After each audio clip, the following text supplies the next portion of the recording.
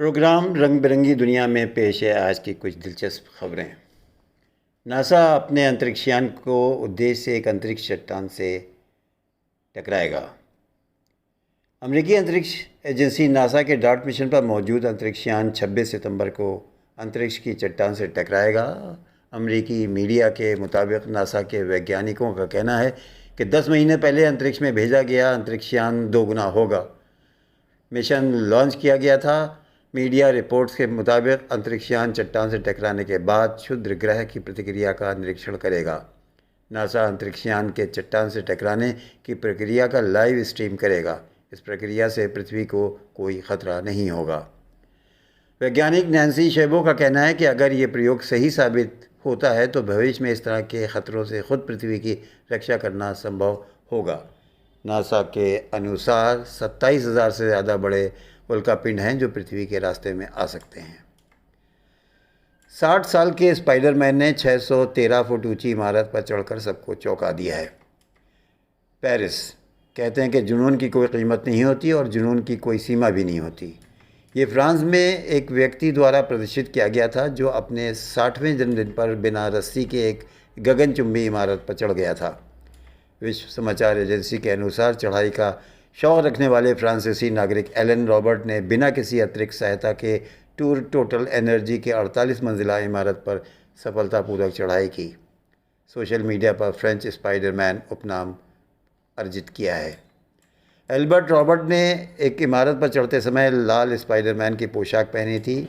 उसने अपने 60वें जन्मदिन के अवसर पर यह उपलब्धि हासिल की और संदेश दिया कि वो भी अभी युवा है। 60 वर्षीय रॉबर्ट ने केवल 60 मिनट में 187 मीटर ऊंची इमारत को फतह किया और अपनी सफलता की घोषणा करने के लिए वो विजय में हाथ उठाते हुए शीर्ष पर पहुंच गया। ये पहली बार नहीं हुआ है जब Robert tour total energy tower पर चढ़े हैं। उन्होंने जलवायु कार्रवाई के बारे में जन जागरूकता बढ़ाने के पहले भी कई बार ऐसा किया था। एक सऊदी नागरिक ने चाय की पत्तियों की गुणवत्ता की जांच करने का एक तरीका निकाला है। रियाज एक स्वादिष्ट और आकर्षक पेय जिसकी उत्पत्ति चीन में हुई थी, आज भी वो अरब जगत में एक घरेलू नाम बन गया है। ये पेय चाय है। सऊदी अरब में चाय की पत्तियों की 100 से अधिक किस्में हैं। मीडिया रिपोर्टों के अनुसार सर्दियों की खोज और प्रसार के बाद चाय सऊदी लोगों के बीच एक उच्च स्थान रखती है और इसे एक आधुनिक और सुंदर पेय माना जाता है। इस कारण चाय विशेषज्ञ अब्दुल अजीज़ अल दूसरी को उनके सोशल मीडिया अकाउंट्स पर उनके अनुयायियों से एक सुझाव मिला है। अल दूसरी ने एक बयान में कहा है कि चाय उस समय की सबसे अच्छी दोस्त और साथी है जब आप अकेले हों।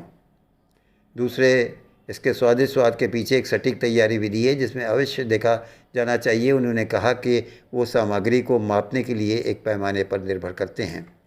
चाय की पत्ती और चीनी के विशिष्ट उपाय हैं जो वे कई परीक्षणों के बाद प्राप्त करते हैं। एनेस्थीसिया समय के अलावा ये वो प्रतिक्रिया है जिसमें पानी को उबालता रहना पड़ता है। चाय को आग पर तब तक छोड़ देना चाहिए जब तक कि वो काली ना हो जाए और इस प्रक्रिया में 25 से 30 मिनट का समय लगता है।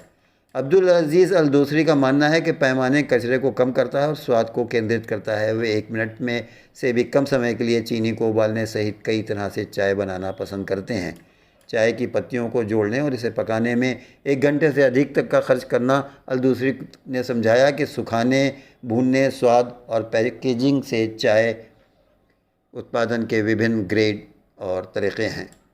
जहाँ तक गुणवत्ता के स्तर का सवाल है, एक विशेषज्ञ के रूप में अपने अनुभव से मैं समझता हूँ कि पत्तियों की शुद्धता और इसकी अशुद्धियों की सफाई से इसकी गुणवत्ता बढ़ जाती है। कागज़ का आकार, गंध और रंग इसके स्वाद में इजाफा करता है। हालांकि उसने अपने परीक्षण किए गए चाय उत्पादों को गिनती नहीं की है, लेकिन उत्पादों पर वो जो अलमारियाँ रखता है वो 100 से अधिक प्रकार की चाय है। श्रीलंका से भी आयात की जाती है। काफ़ी प्रेमियों और चाय प्रेमियों के बीच अंतर के बारे में अल दफसारी ने कहा कि ये ऐसे पेय हैं जो स्वाद के मुद्दों के इर्द गिर्द घूमने वाले संघर्षों के साथ संघर्ष नहीं करते। एलईडी बल्ब का बढ़ता इस्तेमाल सेहत के लिए ख़तरनाक है। जबकि अधिकांश देश कम ऊर्जा वाले एलईडी का उपयोग कर रहे हैं, पिछले अध्ययनों ने प्रकाश प्रदूषण की उपेक्षा की थी। यूके की यूनिवर्सिटी ऑफ एक्सेटर और अन्य सहित वैज्ञानिकों के नेतृत्व में एक नए अध्ययन ने चेतावनी दी है कि कृत्रिम नीली रोशनी के अधिक उपयोग से मानव स्वास्थ्य और पर्यावरण पर नकारात्मक प्रभाव पड़ सकता है। शोध में कहा गया है कि पिछले अध्ययनों में उपग्रह डेटा नीले, हरे और लाल प्रकाश तरंगों के बीच पर्याप्त रूप से अंतर नहीं करता था। वैज्ञानिकों ने कहा कि डेटा ने कृत्रिम प्रकाश में बड़े पैमाने पर वर्णक्रमीय बदलाव दिखाया है। धन्यवाद।